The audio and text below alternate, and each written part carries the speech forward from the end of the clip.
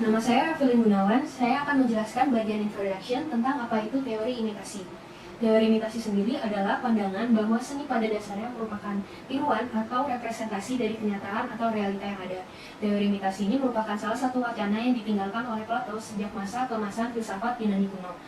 Menurut filsafat Plato, karya seni tidak lebih dari imitasinya atau tiruan dari tiruan. Plato berpendapat bahwa filsafat berkesenian terdiri dari dua dunia, yaitu dunia atas sebagai dunia ide dan dunia bawah sebagai dunia realita atau dunia nyata.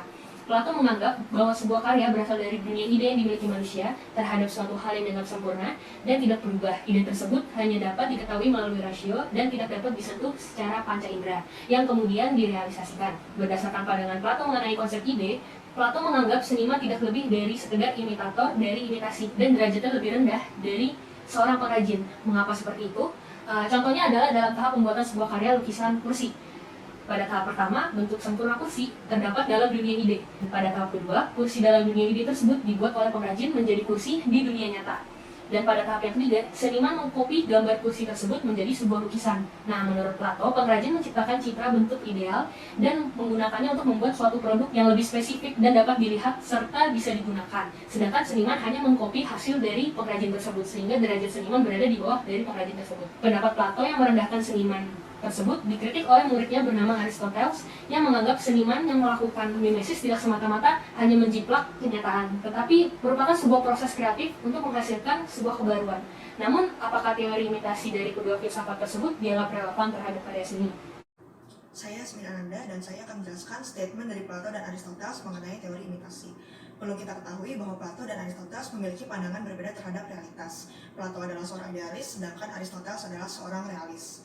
Bagi Plato, realitas adalah pemikiran ideal, sedangkan bagi Aristoteles, realitas adalah apa yang ada di depan mata. Berikut ini statement dari Plato. Plato menganggap ide yang dimiliki manusia terhadap suatu hal merupakan sesuatu yang sempurna dan tidak dapat dirubah. Ide merupakan dunia ideal yang terdapat pada manusia. Ia percaya dunia ini adalah cerminan dari ide-ide dunia nyata. Artinya, kehidupan ini merupakan imitasi yang tidak sempurna dari apa yang ideal. Oleh karena itu, Plato menganggap seni adalah imitasi dari imitasi. Baginya, karya seni adalah imitasi dari dunia nyata. Sedangkan dunia nyata adalah imitasi tidak sempurna dari dunia ideal. Oleh karena itu, Plato sangat memandang rendah seniman. Ia memberikan contoh pengrajin yang membuat kursi. Ide mengenai kursi pertama kali muncul di pikiran si pengrajin. Kemudian ia membuat bentuk fisik dari kursi tersebut dengan menciptakan kursi. Seniman meniru pengrajin tersebut dari gambar kursinya. Dengan demikian, gambaran kursi yang dibuat oleh seniman tersingkirkan dua kali dari kenyataan atau realitas. Yang dimaksud kenyataan atau realitas di sini adalah ide yang dimiliki si pengrajin mengenai kursi.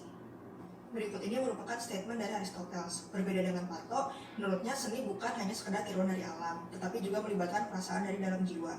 Ia menganggap seni sebagai katarsis, yaitu penyucian atau pembersihan terhadap jiwa. Agar manusia bisa berfungsi dengan baik, ia harus bisa merasakan berbagai macam emosi dan pengalaman. Tetapi kita sebagai manusia tidak mungkin bisa mengalami segala hal. Oleh karena itu, karya seni bisa membuat orang lain merasakan emosi dari hal yang tidak akan mereka rasakan. Dan menurut Aristoteles, itu adalah tugas seorang seniman. Nama saya Natali, akan menjelaskan plot 3 kontra dari teori mimesis Plato. Ada 3 tokoh penting. Yang pertama ada Plotinus, Nelson Gombrich, dan juga Nelson Goodman. Menurut Plato, ide adalah sesuatu yang sempurna, tidak dapat berubah, hanya diketahui melalui rasio, tidak bisa dilihat, ataupun dirasakan oleh panca indera. Plato juga sangat memandang rendah seniman, karena menurutnya seniman hanya meniru dari apa yang dilihatnya. Sementara pengrajin menciptakan apa yang ada dalam ide. Menurut Plato, keindahan yang tertinggi tidak dapat ditemukan di jasmani ataupun rohani, tetapi murni dari bentuk atau ide. Menurut Plotinus, karya seni tidak meniru dari kenyataan, tetapi lebih meniru secara langsung bentuk murni dari sebuah ide. Menurut Gombrich, walaupun tujuan dari seni adalah meniru, proses penggambaran selalu tergantung dari seniman. Gombrich juga berkata bahwa semua seni pada dasarnya adalah konseptual, bahkan dari yang paling realistis dipengaruhi oleh skema konseptual. Apa yang diciptakan penulis tentang sebuah lukisan ditentukan tradisi di mana ia dibesarkan dan teknik apa yang ia peroleh. Goodman, perspektif itu dapat berubah-ubah dan tergantung di mana orang melihat. Ideal dari mimesis adalah sebuah rangkaian yang tidak terbatas karena perubahan yang terus-menerus dan pandang yang tidak terbatas secara teori, selalu berubah. Realisme bukanlah pertanyaan untuk imitasi, ilusi, tapi kebiasaan dan tradisi. Halo semuanya, nama saya Joshua Axel dan sekarang saya akan jelaskan siapa itu Giacometti. Jadi Alberto Giacometti adalah seorang pematung, pelukis, dan juru gambar dari Swiss. Ia lahir pada tanggal 10 Oktober 1901. Pada tahun 1927, beliau pindah ke sebuah studio dengan saudaranya yang bernama Diego Giacometti sebagai asistennya. Ia memamerkan pahatannya untuk pertama kalinya di Salon des Tuileries, Paris. Tahun berikutnya, Giacometti bertemu dengan André Masson, dan pada tahun 1930, ia menjadi peserta dalam lingkaran surrealis yang sampai tahun 1934. Kemudian, selama awal 1940-an, ia bertemanan dengan Simone de Beauvoir, Pablo Picasso, dan Jean-Paul Sartre. Nah, jadi karir Giacometti ini menghasilkan inovasi yang memengaruhi banyak banget seniman. Patung surrealisnya tahun 1930-an misalnya memengaruhi Henry Moore yang sebagian menginspirasi surrealismenya yang akan menjadi komponen penting dari praktik Moore sepanjang hidupnya. Tentu sulit membayangkan eksperimen inovatif Moore sendiri pada 1930-an tanpa contohnya Giacometti.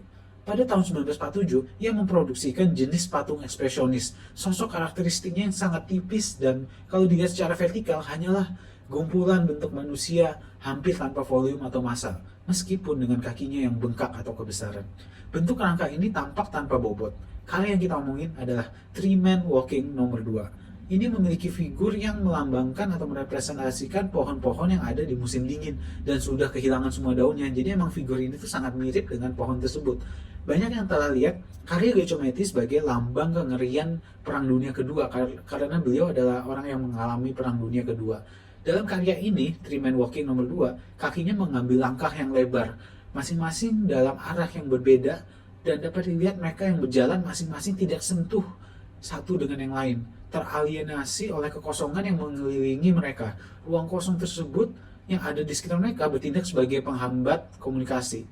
Giacometti adalah pemain kunci dalam gerakan seni surrealis. Beberapa menggambarkan sebagai formalis, dan ada yang berpendapat dia adalah ekspresionis atau berkaitan dengan apa yang disebut deluge atau blok sensasi. Sementara maksud dari pahatannya biasanya meniru. Ini berkaitan lagi dengan teori imitasi. Jadi produk akhirnya adalah ekspresi dari tanggapan emosionalnya terhadap subjeknya. Dia berusaha untuk melihat modelnya dengan cara dia melihat mereka dan cara dia pikir mereka harus dilihat. Dan dia pernah berkata bahwa dia memahat bukan sosok manusia tetapi bayangan yang dilemparkan. Hai, nama saya Sharon Jane dan sekarang saya akan melanjutkan ke sesi kesimpulan.